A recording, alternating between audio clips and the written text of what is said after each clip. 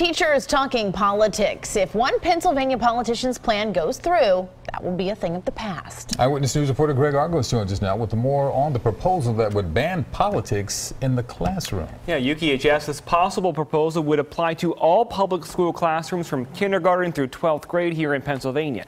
It would ban political discussion on any current bill or topic that even includes talking about the politicians themselves.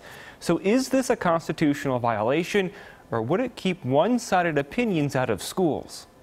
Schools are places of learning, reading, writing, and arithmetic, of debate and open dialogue. But talking politics in government and PA schools could be a thing of the past if one lawmaker gets his way. Seems like a violation of First Amendment to me. Representative Will Tallman, a Republican from Adams County, sent a memo to all 203 members of the House Friday for his proposal for what he's dubbed the Teacher Code of Ethics. What do you think that is?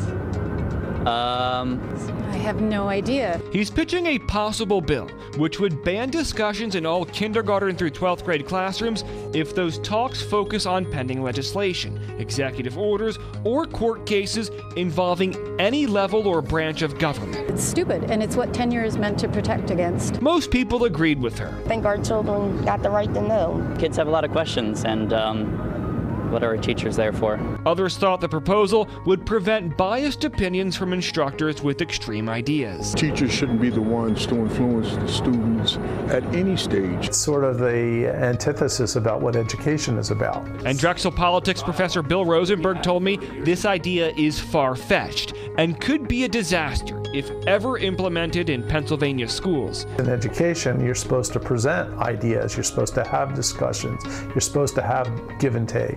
He says if you're not pleased with opinions in class, simply speak up and have that passionate debate. As an educator, required to bring out the important issues, have discussions, and let the people in the class make their own decisions. Without it, we'd kind of be like mindless slugs.